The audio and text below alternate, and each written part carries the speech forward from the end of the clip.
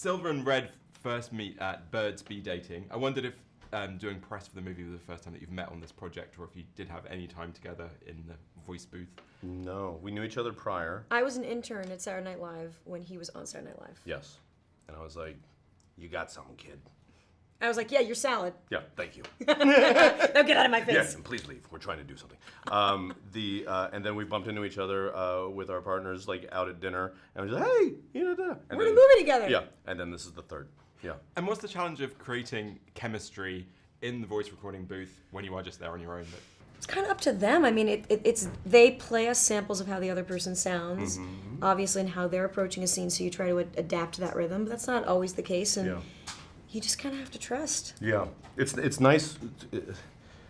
I mean, I'd met Rachel, had seen her show. I know her voice, but other people in the thing, like Bill, like I know his rhythms. Danny, I've worked with, in that capacity. So Josh as well. Like that when you sort of know someone's voice or style, you can maybe anticipate that. But then again, they're playing a full-on different character from anything that anyone's done before. So it really helps as the process goes on, getting to hear what choices they're making to kind of do it. But then really the true, honest to goodness geniuses of they're twiddling the knobs and making it sound like we're in the same room and literally looking at each other is amazing. Yeah, I mean, at this point, I'll say anyone who is in the same room with their co-stars when they record an animated movie is cheating and shouldn't be eligible for Oscars. Yeah. Well said. So, Stelly, I just wondered whether voicing a character in an animated feature was something that was on your acting kind of hit list, and if this was the kind of character you envisaged you might voice. Yeah. So yes, it was on my sort of wish list, bucket list, if you will. I used to love listening to cartoons as a kid, and I'd be like, well, I wonder who's the actor that's doing the voice for that character. And then as I became an actor, I was like, hey, how do I get into cartoons? I always wanted to do a cartoon. And so this opportunity presented itself, and I was like, yes, finally, it's actually happening. I get to be in a cartoon. It's awesome. And how did you come up with the voice for Gary, the brilliant voice for Gary, that process? I listened to you a lot, James, and I said, what would be evocative of something? No, actually, played around with a few different voices with the producers, and we sort of got into this idea of Q from the Bond movies, and what if Q was a pig who wasn't that good at his job? And then all of a sudden, it just sort of came out. And I was like, yes, that's it. He's going to be a bit pompous, a bit self-assured, and no one does that like the Brits. I'm just kidding. I love you. And what do you particularly enjoy about the process that you don't get to do when you're on stage or on screen being seen? Look however I want. There's that, yeah.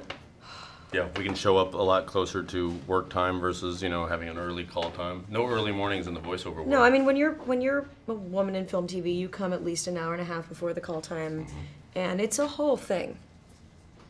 Thing. A whole, yeah. Today was a whole thing. To do, if I may be so bold. Do you have any makeup? You have a little bit of powder on? A little bit of powder, yeah. Not that much, no. I mean, this we put on. Yeah, right. You're clean shaven, actually. 100%. This is just for a look. Yeah. And the hair is connected to the hat. Some of the spirit gum's already coming off. I know. Trust me. And have you used a British accent for acting work before? I know. I think when we met in the past, you might have done a bit of Idris Elba. Your impression of him. Have I done Idris? No. So Idris has he's got a husky sort of thing that he does, But his American is actually really good. No, I've never done it for compensation. I do it in my house all the time and to the great annoyance of my wife and children, but this was the first time that I got a chance to share it with the public. So yeah. And I think Nicki Minaj is doing a kind of a British accent for her character. If I got her character right, did you guys coordinate on that? Or? No, that would have been hilarious, me and Nicki talking our different British accents over the course of the film. Hopefully we'll get a chance to do it when we meet on this publicity ride. How obsessed were either of you with the Angry Birds game, particularly when it was at its height and everyone was playing? I know, not at all. I've probably played 10 times in my life. My husband was, and I rebelled and played Fruit Ninja instead. Exactly. Yeah, I got you. And Gary, your character is kind of a tech genius. I wondered how tech savvy you are yourself, and if you're quite into sort of tech and gadgets. And man, I'm alright. You know what I mean? I can make my way around most things inside of the house. I'm not gonna be building anything from scratch, but I can usually troubleshoot. I'm a decent troubleshooter. And the first movie and this one, I think they're essentially comedies in a way. There's so many funny moments, and your character has a lot of funny moments. And I wondered how far that was part of the draw as well, doing something so funny. Huge draw, I think, especially because I'm most known for, in this particular moment, This Is Us. And people always hold me responsible for making them cry. So I'm like hoping that I can also give them something to laugh at for a little bit and bring balance to the universe. Jason, how fun is it as a parent making something like this that your kids are able to enjoy and watch over again? I mean, it's great. Yeah, it's had that experience with the first movie and the first kid. The first one was the first movie that ever my little boy had seen, and I don't know what it's doing maybe to their brain chemistry to have their parents my voice in a movie that they're watching. And that'll screw it up because neither of my parents were actors, so I don't know. We'll see as they get older if it screws them up. But for right now, yeah, it's a lot of fun. It's one of the few things that I've actually done in my career that they're allowed to watch if I'm being a good parent. And your character, of course, isn't a bird or particularly angry, but obviously the title of the movie. I wondered what kind of makes you angry in real life generally, especially if it's something a little bit irrational or funny. Yeah, let's see. Cats. I don't like them. And that's not to say that cats don't have merit or value. It's just that I don't like them. And it's not rational, except for the fact that when I was a kid, my aunt had a cat, and the cat would come up and it would cuddle with you, and then all of a sudden it would flex its claws and stab you. And I was like, well, you're not a nice animal, so you should go away now. So I don't care for cats. They make me angry. And I'm also allergic. So that's double sort of thing. And we had Olivia to our studio in London recently to talk about Booksmart, yes, which of course you're in as well. Yeah. I just wondered, like at home, do you tend to find yourself talking about work quite a lot and bouncing ideas off each other's scripts and that sort of thing? Not really, not as much as people would think. I think on behalf of Olivia, I'm a little insulted when people think like how much help did you give her with Booksmart? I'm like, none. Like you see all the help that I provided, and then she chose the best parts as the director. It's like it's not that she wouldn't want it. It's not that I wouldn't give it to her, but it's it's not something that we got other things to think about and worry about, and also our kids don't want to hear any of this stuff. They don't want to stop talking about work. Look at us, we're doing something neat, and they usually are half the time. I just wondered how fun it is as a parent making something that your kids are going to be able to watch and enjoy. It's a lot of fun. My kids are 7 and 3 years old. I took my oldest son to see the first Angry Birds movie, so now that we have an opportunity to see the second one together and that his dad gets to play a part in the movie, I would say this is the most excited he's been to go to something that I've done. So I obviously got invited to see this yesterday, a very early screening. And often when you get a film that is screened very early to press, it gives you a kind of good idea that maybe this is something that's going to be quite good. if they're screening it early, they're obviously quite confident. And I just loved it. And I was sat there and I laughed the entire way through it, as did the whole room.